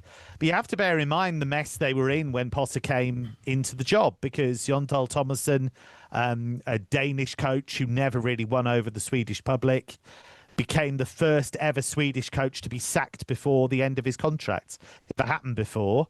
So there's a special achievement for the mantelpiece for him. And they were dreadful in qualifying. They were really, really poor. What got them out of jail was that they'd done well in the Nations League, and therefore they could drop into the playoff as a result of that. And having done that, as you say, they'll look at this group and they'll think that we can do something. That's why it wasn't really a surprise. I mean, it's 16 nations getting in Europe. You get every chance possible. Here we go. All of a sudden, you qualify Nations League, and because you finished last or whatever it was, third place in their group, and somehow you fall in backwards into a World Cup. Who's the nation who should have got in there instead of Sweden from around the world? You putting me on the spot? Yeah, well, you're saying it should be 16 nations in Europe. But they don't deserve 16 spots, especially Sweden, the way that they performed the World Cup qualifiers. They do not deserve to be here, but they're here nevertheless. And as you mentioned with Alex, don't deserve to be here. They don't. I absolutely don't deserve to be here. They do, because everybody knew what the playoff system was before we started. So I heard this a lot when they got the place, and I heard, it should have been Italy. Italy did this, blah, blah, blah. Italy got home and away by Norway. Italy then went into a playoff, and for the third straight World Cup running, they blew the playoff. Everybody knows what the format is. Now, you might not agree with the format, and that's fine, but when they went into those playoffs, everybody knew what the deal was. They have beaten two really good teams in Ukraine and Poland to get to this point. So now that they're here, it's about Potter then taking that team on a step. So it'd be really interesting to see what they do from here. It will be, especially since obviously Isak didn't play during that playoff, so Gyökeres was scoring the goals. Now, of course, we didn't see Gyökeres in that friendly, as you mentioned, and Isak, he looked good. He was moving around. He looked very fluid in his substitution appearance that he made, and scored a goal as well. The question has always been, how do you get these two guys to work together? Is Isak going to have to work on the left? Is Gyökeres going to be the man in the middle, or up top at the striker position? What is this front three going to look like for Sweden, trying to fit in Isak and Gyökeres? Yeah, that's the interesting thing, because that's what undid Thomason, really, that he couldn't find a way of getting them to work effectively. He couldn't get the balance right in his team. And you've got Anthony Elanga in there as well, because he, even though he hasn't scored a lot of goals for Newcastle, he's mega, mega quick. And you might need that as an outlet if you're under pressure. So he has got to find that system. He had to make quite a big call in not taking Dejan Kulusevski, because I think he would have been a great link player between midfield and attack, but he hasn't played for Spurs in over a year. That's been a horrible time for him. Didn't take Rooney Bardghji, which is interesting because he's a really interesting attacking player, but he decided that he wasn't going to be the right kind of character at the time. He's got a fair bit of growing up to do, I think, and he felt that it might be more trouble than it was worth. So he has made some big calls already, and it's just going to be whether they can maximise that talent. And I'll be interested to see. I think you're right. I think Gyökeres plays through the middle regardless. It's then, where do you deploy Isak? Or in these hot conditions, do you actually just bring Isak on for the final half hour if you need him? Considering his fitness levels, it absolutely is an option. But, you know, they're going to be facing some tough competitions in Group F. And I'm looking at the Netherlands, and I know I'm around a lot of X-Men fans here, but there's a statistician that has predicted the last 3 World Cups, and this year he is predicting the Netherlands to win the World Cup. They're always kind of this sleepy dark horse team that even if you try to get behind, it never really pans out. But can we see the Netherlands win the World Cup this year? They're one of the teams that can. I'm not totally convinced. I think they'll go. I think they'll come out this group. I think they can go a fair way. It's just whether up front they'll do enough. Donyell Marlin's in great form, no doubt about it. He was absolutely lights out for Roma in the second half of the season. He helped them qualify for the Champions League. I think he got 14 goals in Serie A. Yeah, I think it was 14, actually. He's a streaky player. So it's just going to be, can he carry on that hot streak into the World Cup, or is he going to disappear? Memphis Depay, he's got to Brazilian football, has been really hit and miss. You don't quite know what you're going to get from him. Xavi being out's a big problem. But the defence in midfield is excellent. So that part of it's sorted. It's just whether they're going to score enough goals. That is the main question for them. And even with Japan as well, focusing on them, they were a team that I thought could be a sleeper team and a sneaky team in the knockout stage. Then, unfortunately, Matoma, towards the end of the season, suffers a hamstring with Japan and, unfortunately, is not on the World Cup roster with Japan. How big of a blow is that for Japan? And do they have enough depth to make up for the loss of a significant player? Yeah, I'm not mega worried about them losing Mitoma. He's a very good player. We know that. But I don't think that's the issue for them. The issue for them is just how many players they have with injury problems. Because you do have a fair few, like Wataru Endo, who's missed months for Liverpool with an ankle injury. How fit is he? Because he's an important part of their midfield. You look at somebody like Tomiyasu. I was pretty surprised that he got in, given the problems he's had with injury. So there are big question marks in that regard. But they've got a lot of talent in there. Daichi Kamada's had a great season for Palace. Litz Doan has been a bit hit and miss second half of the season with Frankfurt, but there's a really talented player there. So they do have a lot of quality. And Ayase Ueda, who's the striker who plays for Feyenoord at club level, he's just banged in 28 goals for club and country across the last season. So that's a team that's full of confidence. They believe they can go quite far in this tournament. They did beat Spain. They did beat Germany in the World 4 years ago, and then got edged out by Croatia on penalties. So that potential is there.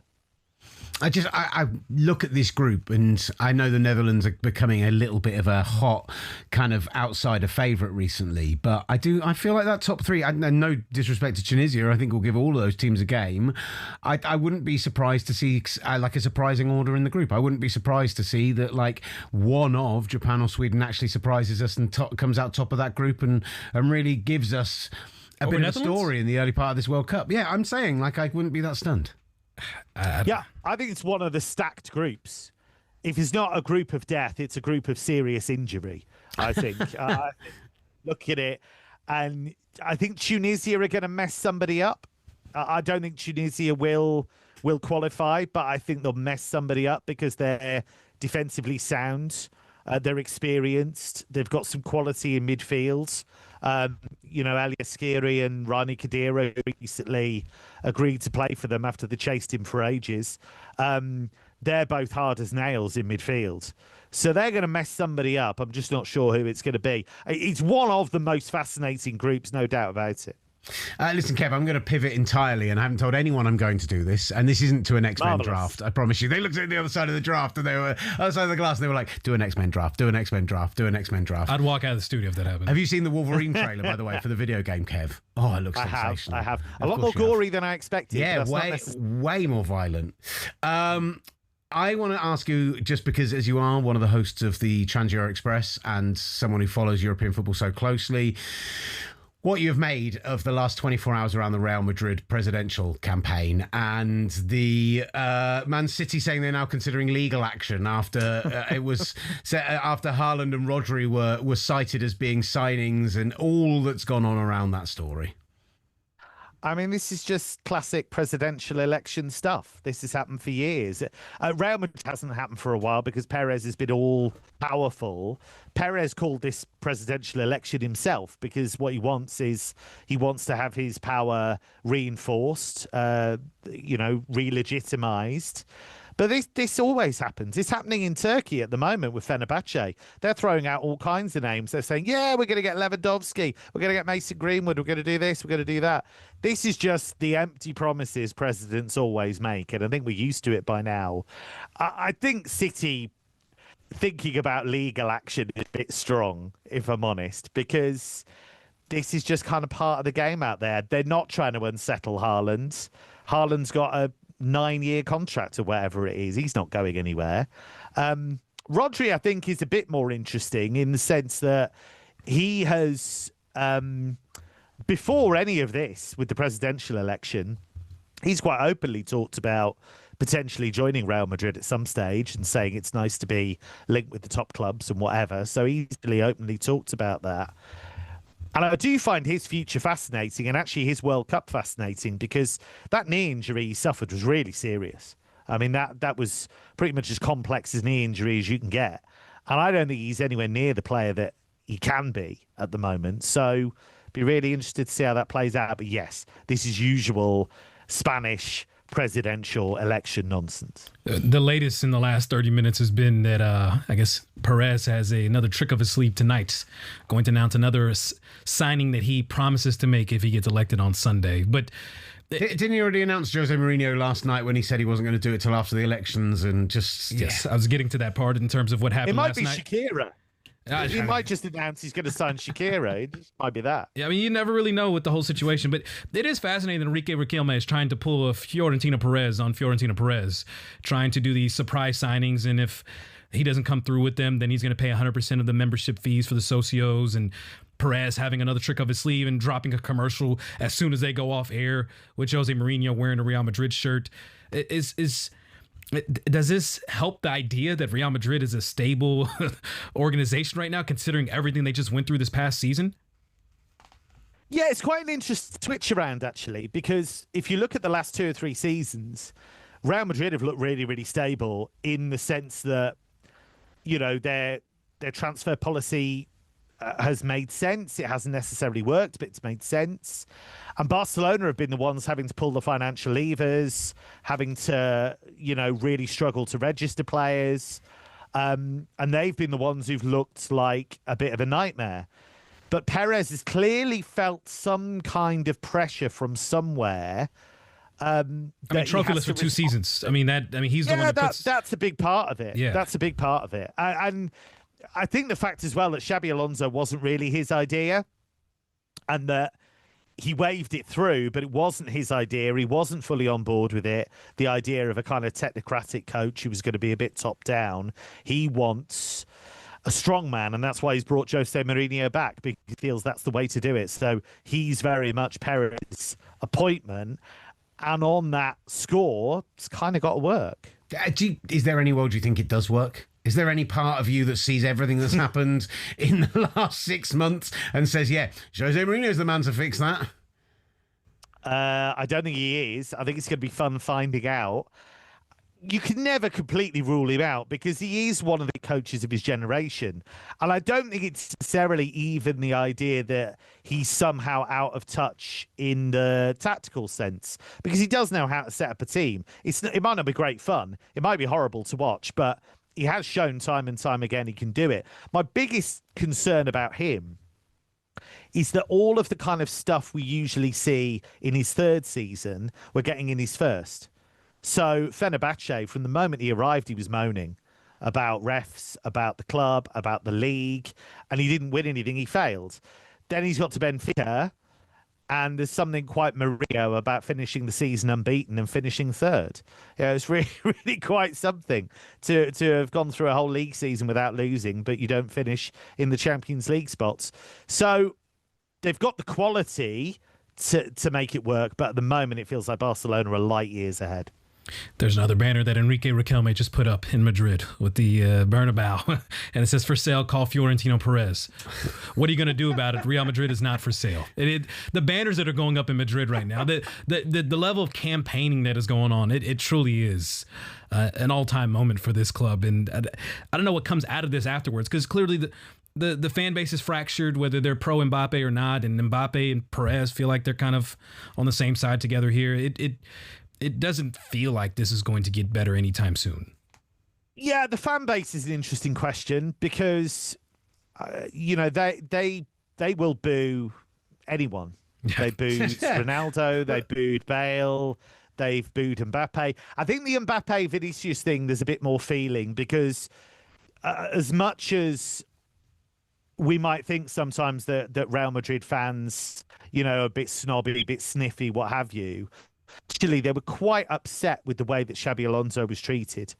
And we've seen that a few times, actually. And Vinicius is very much seen as a troublemaker in that regard, because it all comes down, when you crystallise it, to that Classico where Vinicius was taken off and he shouted, "This is why I'm leaving. I'm going to go, blah, blah, blah."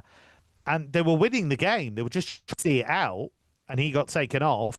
And then when he apologised the following day, the one person he didn't apologise to in his statement was Xabi Alonso. And that went down like a lead balloon with the Real Madrid fans. Well, Xabi came in immediately. Xabi came in immediately, and it was very clear he wanted to set an example of Vinny. And the whole idea was, how do you keep Vinny in check with the emotions coming off of not winning the Ballon d'Or? And during the Club World Cup, it was very obvious Xabi was trying to make an example of Vinicius Jr. In that match, Vinny was going for the kill. He was the best player on the pitch. So I understood why he was upset that he was coming off the pitch, but it just never felt like those two could see eye to eye together, because Xabi really took a stern way of trying to approach Vinicius Jr., and it clearly didn't work. And Vinny has a lot of respect in that locker room, and it seemed like from that point on, the relationship just did not work out. Yeah, and the more I think about it, the more I think it could never have worked, actually. Unless you were going to give him Luis Enrique-style authority, it was never going to work, because it's not an ungovernable group. But if you bring in a guy that is about the collective, is about squeezing the maximum out of every single player, whether they're Mbappe or, whether they're a youth team player that's just come in, that is difficult to do, because you need somebody who's like an Ancelotti. I mean, the irony is they had the perfect coach. They did. You do need somebody who has that tactical acumen, but also knows how to handle a player, and would go up to Toni Kroos and say, well, actually, I don't know. You tell me. How do you want to approach this? Go to Modric and say, lads, we're going into extra time in this Champions League tie. I don't know on my own. Let's work on it together. And empowering players like that is probably the best way to do it, because that's how you get that collective spirit, rather than telling them this is what you have to do. The only way you do that is by doing what PSG have done, and that's to cut off the line between Al Khalifi, the president, and the players. And they've said to him, right, you can't come to me anymore, players. You have to go through the coach. You know, it's his way. If he's going to kick you out, he's going to kick you out. Don't come crying to me and saying, "Oh, the coach is being mean to me." We're not having that anymore. His word is the law. And that was the only way that Luis Enrique would take that job, and it's delivered 2 Champions Leagues. Brilliant stuff. Well said, Kev. Appreciate your time. Thank you very much for joining the show. The brilliant Kev Hatchard. Check out his fine work. Bundesliga commentator, does brilliant work on the Trans-Euro Express as well. And previewing Group F of this World Cup. Let's turn our attention back to, well, we'll do Group F and Group E, because up next we are turning to an African football expert, to Tunisia, some Cote d'Ivoire. We might even get in a few other nations in there as well. Cape Verde, great reception they received in Boston. All coming up for you on the S Word. The S Word with Will Gavin and Master Tesfatsion from talkSPORT.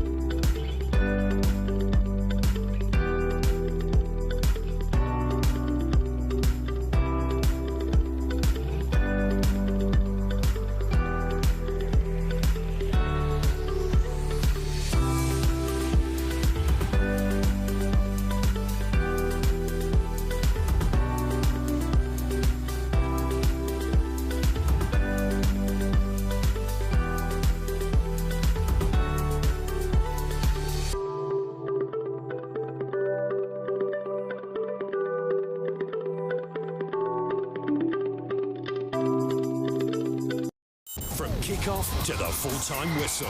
Don't say the S word. Say the F word. Football. The S Word. From talkSPORT. Back with the S Word, and we're going to get straight into it with our next guest, because it's time we took a deep dive in some of the African sides. We're doing Group E and Group F today. That includes the Cote d'Ivoire and Tunisia, but there's a few other sides we may touch on here as well, because the brilliant Rahman Osman joins us on the show. Rahman, how are you doing, sir? He applauded as well. I'm a huge fan of that. Beautiful stuff. Listen, we are talking Group E and Group F today, so let's start off with the Cote d'Ivoire. What are their chances at this World Cup? How's the feeling of that nation ahead of this tournament? Can't hear him, I'm afraid, guys. We've got no sound. I don't know if you're muted on your end, Rahman, or whether that's something at our end, but we are seeing you. You look stunning. We cannot hear you, unfortunately. Oh, hold on. We got him?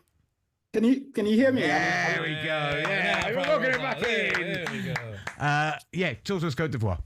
I'm in a stunning cafe in King's Cross in London, but I'm going to try as much as possible to give you a fair representation of the feeling the Ivory Coast. The Ivory Coast is such a really, it's a weird country when it's come to football in the last 5 years. So you remember that 2 years ago, during the AFCON, they sacked their manager midway through the competition, and they went on to win it. It was such an inspiring story at that time.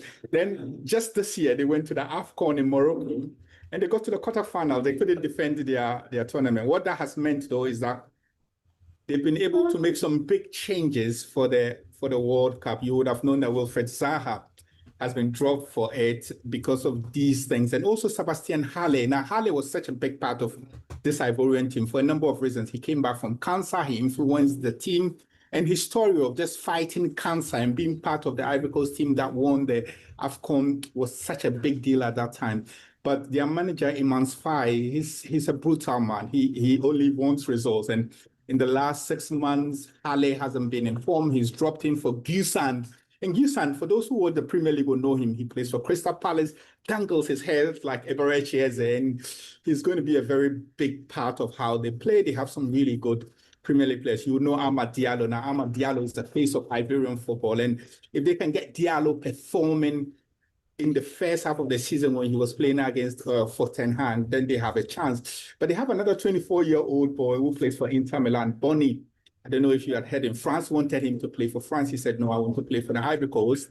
And so he will also be a key part of him. This is the first time he'll be playing in a major competition for the Ivorians, and a lot has been made of him. Now, with these young boys, they are backed by so much experience. Seko Fofana of FC Porto is in that team. Michel Seri, who used to play at Fulham, is also in that team, and Frank Kessie. These days he plays his football in Saudi Arabia, but Kessie's experience, he's been given the engine of that team to drive them from midfield. They were hit with a big blow, I should say, in preparation. They looked Akpa plays for Auxerre. He's their left back, but he's not just only their left back. He's a left back that can play in central defense also as a left-centered defender. They've lost him to a hamstring injury. He will not be at the World Cup. They brought in Opari, who plays for Istanbul Basaksehir. Now, he's got experience. He's a 29-year-old defender, but he doesn't have the flexibility of Opari. But generally, the Ivorian team is good. I should mention also RB Leipzig's Diamond, who's been linked with some of the big clubs in the Premier League, is also in there. So Ivory Coast is tagged. The problem is that will the experience and youth be enough to go through the group that has Germany, Ecuador, and Curacao? I feel that they've got enough, but with African countries, it's more of the belief. They need to play with a lot of belief. This is the first World Cup. We have 10 African countries, so I'm very confident that with an increased number of Africans, this World Cup will mean a lot, and maybe Ivory Coast could be the surprise package. Yeah, I mean, it's a deep nation, as you talked about some of these players and the unfortunate injuries, as you mentioned, left back, but even when I was watching them at AFCON, it's always so many possibilities who you play up top. You know, you mentioned Yan Diamande, you mentioned Ghissan, you mentioned Amad Diallo, you mentioned Basuma Torre, who I love watching him at Hoffenheim. He's a fantastic 20-year-old winger that can really change the game with his pace and his fluidity. What do you think that front three looks like for Ivory Coast? Who do you think they will consistently roll with to get the best and the best opportunities in this competitive group? Diallo, Amad Diallo. I like Diallo. I mean, I think that he plays at Man United and just the level at which he operates, he won't be intimidated by the stage of playing in the World Cup. And Ivory Coast have always flattered to deceive him in when the skies are high. But they need players like Diallo to step up. So I think with him, a lot of people don't rate people who play in Saudi Arabia, but Frank Kessie is still very good. I mentioned how he's been given the keys to this team to dictate the tempo of this team. And also their manager. Football can be very brutal, and you need a manager who makes brutal decisions. The call-ups that he's made, the way he's gone about preparing for this team, is ensured that there's little family distractions. He said that if the team is going to be connected with their families, they will have to do it when they're at the tournament. So they've had camp outside where there's little distractions, and they just want to focus because it's a group that they can easily progress. But if they underestimate, say, Ecuador or Curacao, then they will be in big trouble. So his limited noise. I think that one of the things that hold Africans behind mostly at the World Cup is not the lack of players or talent. is the direction in which they go, the technical directions. And Emans Faye, has proven that he can do that. I'm also highlighting the fact that he was able to drop somebody like Wilfred Zaha, and Zaha wanted to go to this World Cup. But again, just to keep the team focused and logged in, it's decided that regardless of the talent or ammunition somebody like Zaha would bring, he just doesn't want to come with the package that he brings to. In terms of the other nations, African nations, obviously, as you mentioned, a record 10 African nations in this World Cup. Which nation do you feel has the best chance to make a deep run? Is it Morocco? Is it Cote d'Ivoire? Senegal? We get a surprise nation like Cape Verde. What a crazy story that is. Someone in my ears telling me Ghana, Gabs, which I don't believe in Ghana at all. But who are you believing in? Senegal. If you look at the kind of players Senegal have got, honestly, if they have the right direction of technical knowledge, they could be a menace for any other team. Look at Sadio Mane might be on his way out, but that team, Nicolas Jackson, if you want to speak about Mamadou Sarr, if you want to speak about Iliman Ndiaye from Everton, if you want to speak about the Senegalese team is packed with refined top-level footballers who have shown in the last 4 years consistency. Before they won the AFCON, they reached to the final, they lost to Algeria, they came back 2 years later, and then won it, went to the final this year. Okay, CAF have said they are not the winner, but they got to the final, won it against Morocco, and then all that chaos that came. So Senegal, for me, is the best African nation when it comes to talent. Morocco, look at what they did in the last World Cup. The first African team to get to the last four. Then they built that by getting to the final of the AFCON. So Morocco has there. We've mentioned the Ivory Coast. Ghana was the first country to reach the quarterfinal in 2010. 16 years down the line, they don't have maybe the luxury of Mohamed Kudus or maybe even Djikou, who's one of their best defenders. But you can never rule out Ghana. And so African teams are coming prepared. Even DR Congo, honestly, you need to keep an eye on DR Congo. They are really a very well-drilled side. They denied Cameroon a chance at the World Cup, and they play some of the best football on the African continent at the moment, with a lot of interesting Premier League stars fused in that team. So yes, these teams all will have a chance. The biggest problem is the technical direction, if you ask me, and that is really important at this level.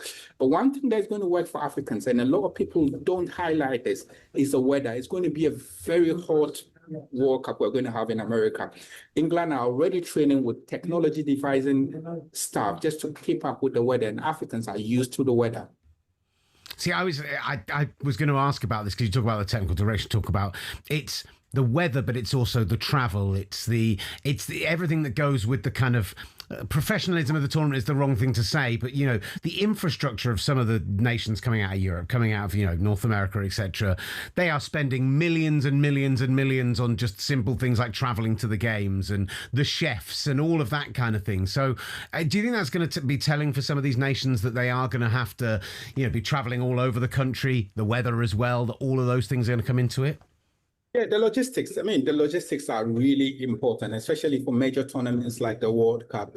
Teams normally want to have stability, so we stay here and the weather is conducive to play in this direction, but they're not going to have that kind of stability now. Some, like Ghana, example, Ghana is playing their first game in Toronto, then they travel back to Boston to play England, then they finish up in Philadelphia. The traveling time, the recovering time, these are going to be important. Then aside that also, number of games played. Classical example, England will arrive with players from Arsenal, Saka, and co. They would have played almost 50 games. Now, how do you manage that? How do you keep that? Brazil have the same problems. When you have top players who come into the tournament with 60 games, you'll have to recover them different to those who have played 30. Will that have a telling effect? We won't know until the tournament starts. Food science, like literally most countries now are paying heavy money for dietitians because just keeping players fueled for the tournament will be key. Then also the set pieces that has dominated this year's leagues. Like Arsenal won the league mainly because they were smart and brutal set pieces. Will teams decide to go less physical and focus on set pieces? These are all questions the World Cup will answer to us when we get there. And so it's not just going to the African countries that have to adapt to the tournament. Like in the past, even the European countries will have to overcome some of these challenges they haven't had in previous tournaments. The big, like he's about not only the heat, but you travel around Africa for AFCON qualifiers, your World Cup you're taking sometimes longer flights than you would for this World Cup. So, I mean, traveling from one side of Africa to the other, having the layovers, the difficult logistics of some nations not allowing other nations in, it's honestly, this could be a smoother travel and heat situation than what African countries are used to, and that could be an advantage in this World Cup. So. Rahman Osman, we appreciate you for your time. Thank you so much. You're busy getting ready for the World Cup, so we'll let you go there. But thank you very much, sir. Really appreciate your time. Pleasure. Beautiful stuff. I did forget, actually. I forgot to Simon Jordan earlier, which I was just so involved in the conversation that I never actually got into it. If you missed Simon Jordan on the show earlier, by the way, it's going to go up on YouTube shortly, and you can go back and check that within the stream. I've been ignorant to the stream today, and I feel bad that I have been, because there's been lots of chat going on. So we'll get into some of those coming up shortly. We'll get into some of your message, and in the next section, I'm going to talk about whether you think the group stage is actually going to work at this World Cup.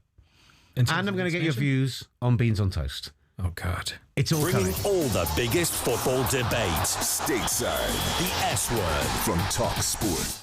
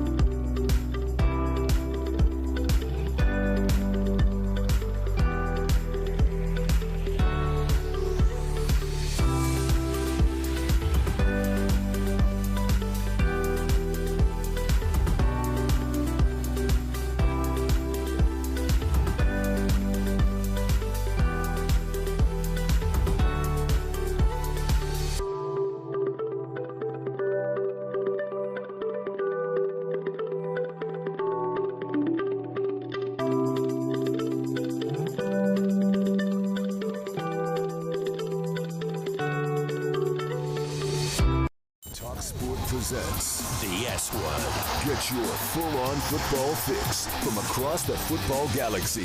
The S Word from talkSPORT.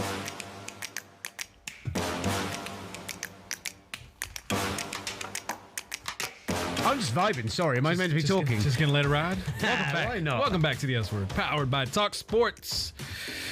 If you haven't already, you just go Talk Sports. talkSPORT. That's it. I thought you went Talk Sports. So we're doing full American. Yeah. talkSPORT. Offsides. If you are tuning in on the S Word channel, appreciate you. If you're tuning in on talkSPORT, we appreciate you as well. But we ask, give us a follow on at talkSPORT S Word on YouTube, X, and Instagram. If you ever want to come in, chip in, say something here, challenge an American, think you know more than American does, hey, there's our WhatsApp phone number right there. Give us a call, give us a text. Love to get you involved in the show. And as Will promised, we have a ton of comments. I apologize to the chat. It's been a big show. It's been a big show. Defermo just messaged. The first message of the day we got was just Defermo getting in the chat on the S Word channel going, yeehaw. There you go. I feel like we got to start every show like that, right? Yeehaw! Do I give you a better one? No. I was thinking of that one. You still haven't clipped Ooh Football yet. Thanks, I'm pretty thankful for that. I'm not going to lie. There it is. Gabs! Simon Jordan. Larry comes in saying Simon Jordan with some proper clobber on. If you missed Simon Jordan at the beginning of the show, brilliant stuff. Billy Edgley gets in and talks about FIFA banning fans from bringing water bottles into the games. We're going to talk about that momentarily. He says the World Cup joke gets funnier every single day. And LMRV says, for the World Cup, can we at least call it football? That's the joke of the show. The S word is soccer. It's the Until England beats America in the World Cup, it's called soccer, baby. The meme of the German action star in The Simpsons and the joke going over his head. That was the joke. Yeah, that's you know. That's the joke. I've ruined it for everyone. We will talk water bowls, but first I want to talk. Do you want to talk beans on toast or group stages? We're talking what? Water bowls. Very Reading, no teas, just water bowls. Absolute water bowls fair. The comments talking about water bottles. Let's start there. All right. FIFA. Amongst the fact that we are hearing that they have been accused of using the website SeatGeek, which, by the way, if you missed Jim White saying the word SeatGeek on a SeatGeek so many times over and over again, it was sensational radio. The accusations that they are selling $700 tickets on SeatGeek for $200 and that really it's just them and it's not a secondary ticket sales, between the fact that the tickets are the most expensive they've been for any World Cup by a country mile, that you're having to pay $16,000 to get into the car park at the World Cup final and everything else. They're now banning fans from bringing water bottles into games. You were at these World Cup World Cup games last year. You experienced this Heatmaster. Like, come on, health and safety. This is madness. I think this is a disaster waiting to happen, banning water bottles from this World Cup, because the inaccessibility of finding water will be a major problem in this World Cup, as it was in the Club World Cup last year. You turn to some of the early matches in Pasadena at the Rose Bowl, where it was excessively hot. It was very obvious in the conditions, even though that's not a World Cup stadium, that was a major problem. But I experienced it personally myself. When I covered the World Cup as a pitchside reporter, I literally witnessed and experienced fans passing out in stadiums that were open and exposed to the heat and the conditions. And you know, whether it was me as a reporter or also me as a fan, in particular at MetLife, where in the afternoon it feels like an absolute oven trying to go to that stadium, FIFA's making an absolute disastrous decision by banning water bottles, because I had no accessibility to find water at halftime in the 15 minutes that I got, because the lines were way too long, and by the time you get there, some of the stands were already out of water as it began with, because it was and you're probably paying $12 a bottle, and you're paying $12 a bottle for water. It's too expensive, it's inaccessible, and the lines make it very difficult to do so. I was sweating through my shirt. And when I was covering the Club World Cup, when fans were passing out, I literally was going in the back room, in the media room, to grab bottles of water to hand them out to fans, because they were literally pleading and begging to do so. And you're trying to do the best in terms of the players, the health and safety of the fans. And I think that's something right now FIFA's not keeping in mind right now. Like, you have to make sure that these fans are the health and condition of the fan has to be be accounted for here, over the profitability of these $12 bottle of waters and whatever sponsors come with that. I think that this is going to come back to bite them, and I think they'll end up having to change this policy, because there's no way on earth that this will not turn out to be a disastrous decision. Even if you just make it that it's plastic bottles, even if the concern is if people are bringing in, the kind of aluminum, like, the Owalas or whatever it is, not that they sponsor us, but do if you want to. Like, those are hefty things. Like, my wife has a water bottle, which is honestly bigger than my head, which is pretty sizable, and it's heavy. And, like, I get it. You don't want people bringing those things into games, but let them bring their own plastic bottle of water in. Either have it sealed and let them bring that in, or, like, if it's an unsealed bottle, you pour the liquid out and then they can go and fill it up from water points. Whatever that is, it's just basic.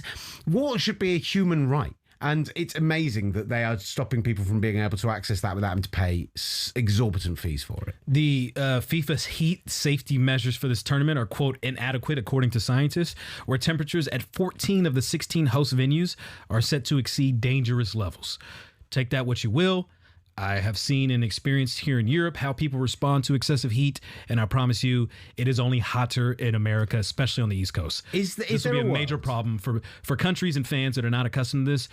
The heat would be a major, major problem, especially for those stadiums outdoors. Is there a world, and look, we've probably not got enough time between now and 2:57 to break down global warming or anything like that, but we are seeing more extreme temperatures. We are seeing summers, which, like, the last few weeks we saw in England before the rain came back, like 35 degrees was the hottest it's ever been in May.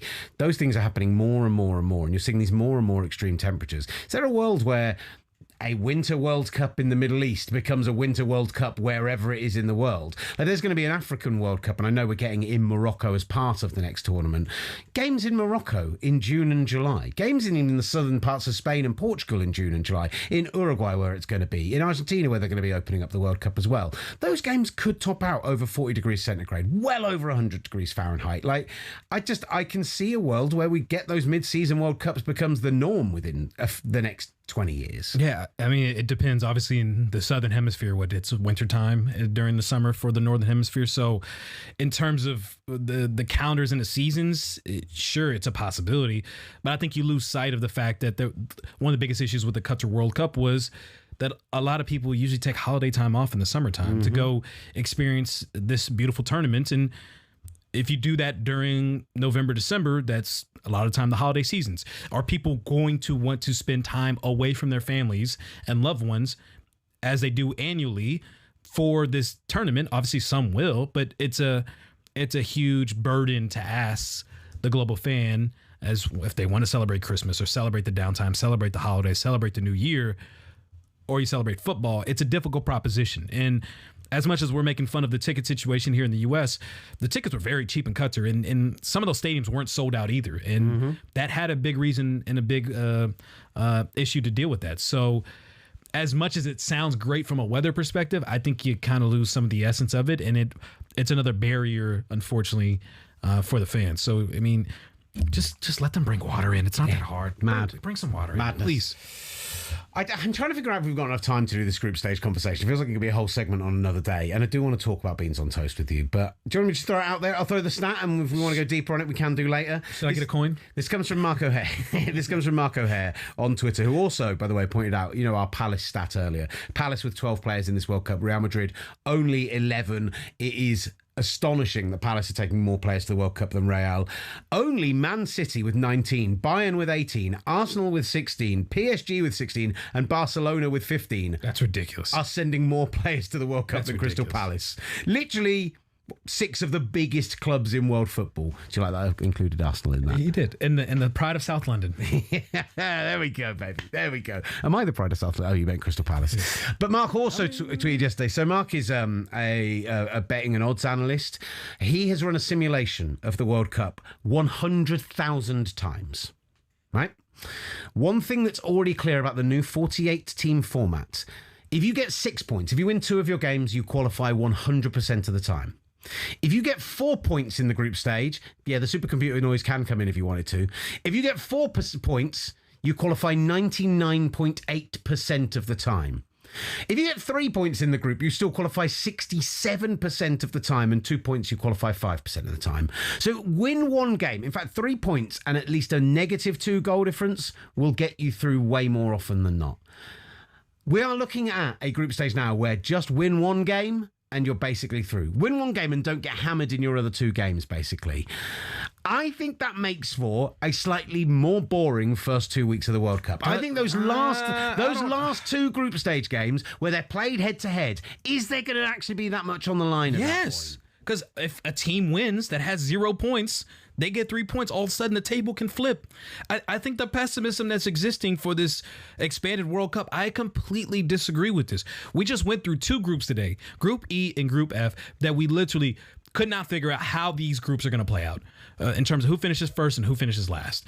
And some of these teams that, you know, whether you want to give them a chance or not, they're there playing for pride. They could steal a point from them, as we talked about with Tunisia. If Tunisia gets a point or they get, you know, a win early on, all of a sudden all bets are off. Who is going to finish last in that group and who's not going to make it into the knockout stage? The other concern I have is that, yes, okay, all of that is potentially true, but you are going to have a nerd, a supercomputer on hand, beebly bopping away, because the third place finishes, you're not going to know actually who's going to be one of the best third place finishes. That is so much fun, though. But it's not when it's Group A and Group B, and you're like, you finished third. Now you have to wait 3 days to find out if you stay in the World Cup. That's irritating as hell. We did this with the AFCON qualifiers because unfortunately Eritrea had to did not participate, so it led to third place qualifying teams. And I literally sat there every day recalculating every single third place situation, looking at the goal differentials, goals for, goals against.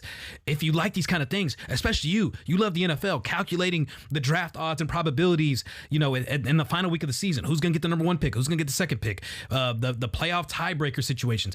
That's what you're going to get. You don't think that's overcomplicated for the average fan? No, but it's sure, but it's good for the nerds. But you're more of a nerd than you like to let on. Clearly. I like I like chaos.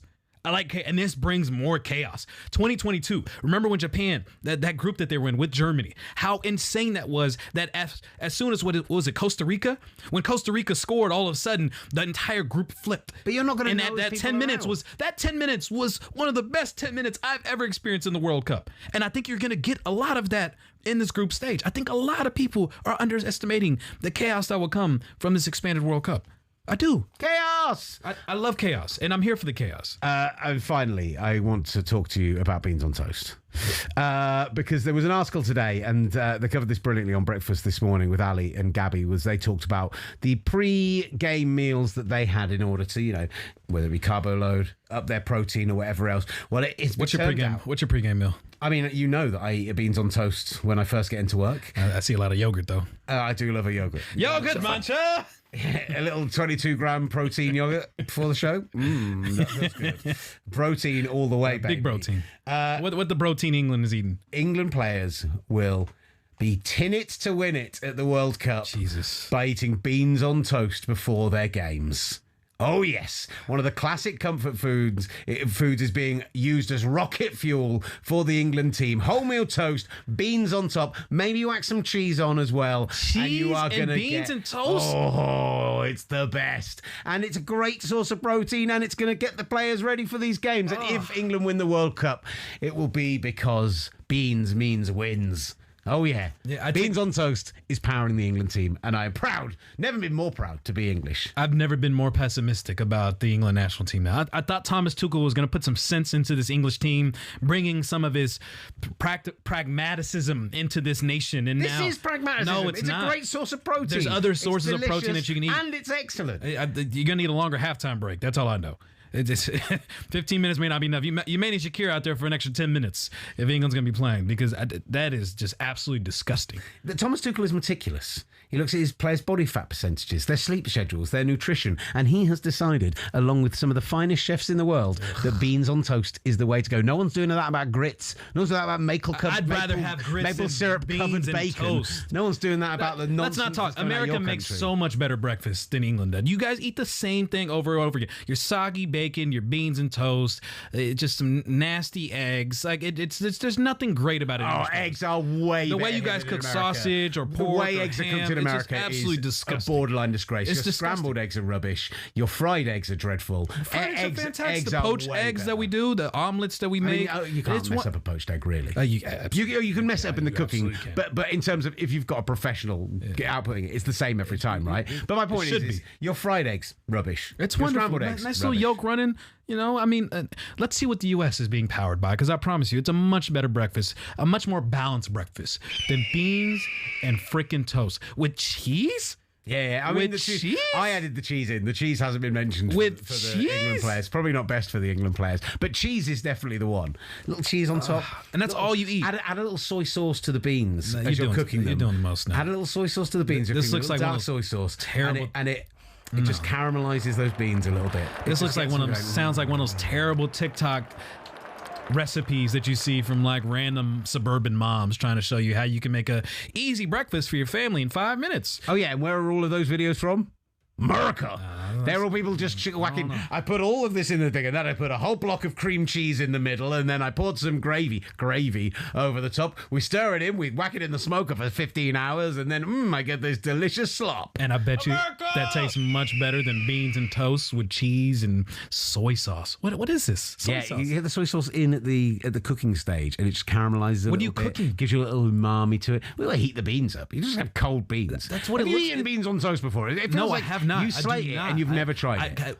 I've had beans. I've had toast. I do not want beans and toast. Beans on toast. Beans on toast. Beans with toast. Green eggs and ham. Sam I am. Kill a cam.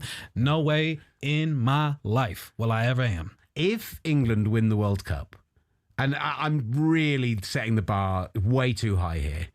If England win the World Cup on July 20th, will you sit here in this studio next to me and try some proper beans on toast? I will do it if England wins the World Cup. I'll do it if England and the U.S. so happen to face off in the knockout stage, and England beats America. I will stuff my face with some of the finest beans and toast this ridiculous country has to offer. If USA beat England, I'll actually eat a bowl of grits. Okay. You got yourself a deal. Done. I'm not going to shake hand. I'm all sweaty. I got all excited about the beans on toast. I'll give you a little fist bump. How about that? We'll be back tomorrow. More group stage previews for the World Cup as we build up. Just 7 days away, baby. The World Cup is almost here. Thank you for watching the S Word. The daily deep dive into the world of football. The S Word from talkSPORT.